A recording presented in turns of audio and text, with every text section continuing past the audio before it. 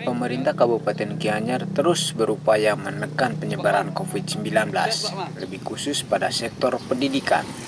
Saat ini pemerintah Kabupaten Gianyar mampu menekan penyebaran COVID-19, sehingga memberikan kesempatan pada sektor pendidikan untuk melakukan belajar tatap muka dengan menerapkan protokol kesehatan yang ketat. Untuk pencegahan penyebaran COVID-19 selama proses belajar tatap muka, sejumlah murid yang datang ke sekolah dibatasi, yakni hanya 50% setiap kelas, dengan batas waktu sekolah hanya 2 jam setiap hari. Sektor pendidikan di Kabupaten Gianyar, Bali diberikan kesempatan untuk belajar tatap muka, mulai dari tingkat SD hingga SMP. Proses belajar tatap muka setelah pemerintah Kabupaten Gianyar mengevaluasi penyebaran COVID-19. Dengan tingkat penyebaran COVID-19 yang berhasil dikendalikan, sehingga pemerintah Kabupaten Gianyar, Bali memutuskan untuk membuka sekolah tatap muka dengan jadwal belajar mengajar di dalam kelas dibatasi, yakni hanya 2 jam setiap hari.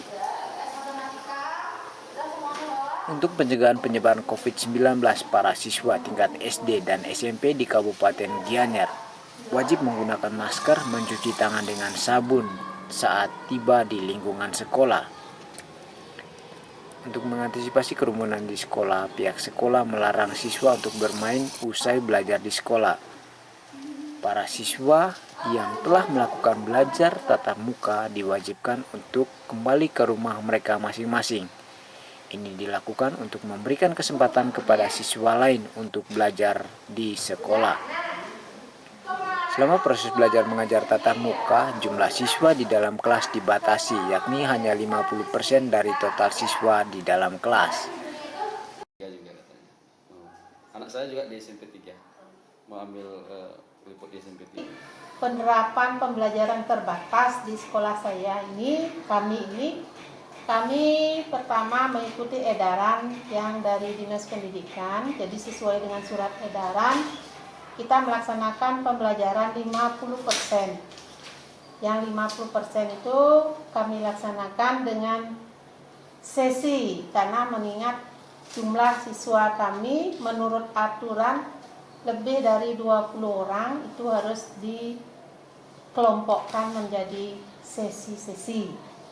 Jadi kami menerapkan sesi pertama mulai belajar pukul 7.30 sampai 9.30. Kemudian kami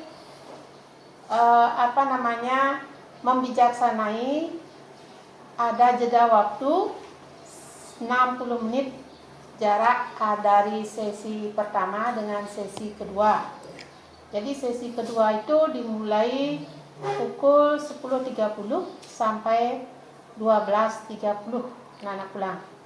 Nah, kemudian untuk di kelas, keadaan siswa belajar di kelas, kami di sini sudah mengupayakan supaya anak-anak itu memiliki satu tempat duduk sendiri. Tidak ada yang menempati tempat duduk temannya walaupun dia belajar bergelombang atau sesi.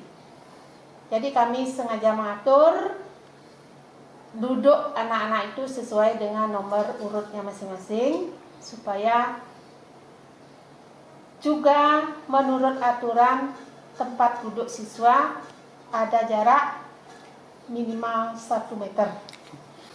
Nah, untuk prokes kesehatan, jadi sesuai dengan apa yang sudah kami umumkan, anak-anak sampai di sekolah melaksanakan tes suhu di depan dengan termogun yang sudah disediakan dari pihak sekolah.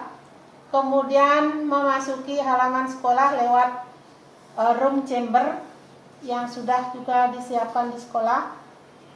Setelah sampai di halaman sekolah, anak-anak diharapkan untuk mencuci tangan dengan sabun sebelum mereka masuk ke ruangan kelas. Dan di dalam kelas, mereka tetap mempergunakan masker dan visil yang sudah dibagikan oleh pihak sekolah. Dan guru-guru diharapkan menghimbau juga dalam pembelajaran, juga tetap menghimbau prokes kepada anak-anak dan menyarankan setiap selesai kegiatan di kelas, ada kegiatan pembelajaran, anak-anak dihimbau untuk keluar kelas mencuci tangan, karena di masing-masing ruangan sudah ada tempat cuci tangan. Selama proses belajar tatap muka, para siswa juga tetap menggunakan masker. Para siswa dilarang menggunakan fasilitas temannya yang lain, seperti bangku, meja, maupun buku pelajaran saat mengikuti belajar di dalam kelas. Untuk mengantisipasi terjadinya klaster baru dalam dunia pendidikan di Kabupaten Gianyar, Satgas COVID di setiap sekolah akan terus mengevaluasi penerapan protokol kesehatan saat belajar tatap muka berlangsung. Mengenai protokol kesehatan, sekolah sudah membentuk tim Satgas COVID dalam rangka pembelajaran tatap muka. Yang pertama adalah dengan penerapan protokol kesehatan ini, jadi siswa sebelum masuk ke ruangan sekolah ya, itu diukur suhu tubuhnya ya di depan gerbang yang ada di depan. Nah, setelah sampai di dalam sekolah ya, di areal sekolah ya, terlebih dahulu siswa itu mencuci tangan ya. Pertama ke yang berikutnya itu dari luar, dari sekolah yang dia tuju itu sudah memakai masker dengan benar ya, dan menutupi hidung, tidak sampai masker itu ke bawah atau menutupi janggut ya.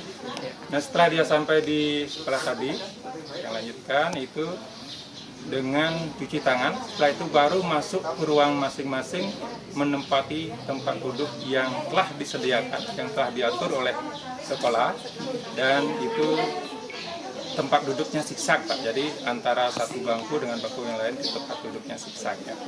Nah, nanti setelah pembelajaran selesai, anak-anak langsung pulang. Tidak ada singgah ke kantin ataupun kemanapun, dan langsung menuju ke tempat penjemputan. Nah, itu yang kami terapkan di sekolah ya. Jadi mudah-mudahan pelaksanaan ini bisa berjalan terus ya, dari kemarin yang lakukan dan dipantau sudah berjalan dengan lancar. Terima kasih. Sementara ini hanya 50% yang hadir di sekolah ya. Misalnya siswanya 40, itu dibagi dalam 2 sesi Pak ya. Jadi ada sesi, itu sesi 1 dan sesi 2. Jadi setengahnya adalah sesi 1, tadi setengahnya adalah sesi 2. Jadi kalau maksimal siswa yang ada di kelas itu dalam 40 orang, jadi yang masuk sesi pertama adalah 20 orang, dan nanti di sesi kedua 20 orang. Jadi tidak berjubel anak-anak dalam satu kelas tersebut ya. Jadi hanya berisi setengah atau 50% dari jumlah kelas yang ada. Untuk mengantisipasi kerumunan Pak, antara sesi 1 dan sesi 2 itu seperti apa Pak penerapannya Pak? Baik, untuk sesi 1 ya, kami terapkan juga terhadap pulang anak-anak ya, kami sudah atur di sini. Jadi anak-anak pulang itu kami pulangkan secara bertahap ya, kami umumkan ya. Jadi satu kelas ataupun 2 kelas kami atur, 2 kelas itu kan 40 orang. Jadi itu ada jeda waktunya kurang lebih 5 menit ya. Kalau sudah pulang 2 kelas 5 menit, kalau sudah dijemput sama orang tuanya, kemungkinan di depan sudah semuanya habis, baru kami keluarkan lagi 2 ruangan yang ada. Begitu seterusnya Pak. Jadi itu tujuannya adalah untuk mengurangi daripada kerumunan anak-anak yang keluar dari sekolah. Kebijakan pembelajaran tatap muka disambut baik oleh para siswa. Mereka menilai belajar tatap muka sangat baik karena para siswa rindu dengan suasana belajar di sekolah. Para siswa berjanji akan tetap menerapkan protokol kesehatan pencegahan COVID-19 saat berada di lingkungan sekolah. Ya, senang saya bisa sekolah kembali seperti dulu karena bisa ketemu bersama teman-teman dan belajar seperti biasanya. Susah nggak tadi belajar karena selama ini belajar dari rumah? Enggak susah karena dapat belajar yang lebih bagus daripada belajar online. Berarti lebih semangat ya belajar di sekolah ya? Ya. Apa harapannya nih? Harapannya supaya coronanya bisa cepat hilang dan bisa kembali seperti biasa. Senang nggak ketemu teman-teman di sekolah? Senang karena bisa kumpul lagi. Tapi di sekolah tetap menerapkan protokol kesehatan seperti itu? Ya, tetap menerapkan protokol kesehatan. Diingatin sama guru-gurunya.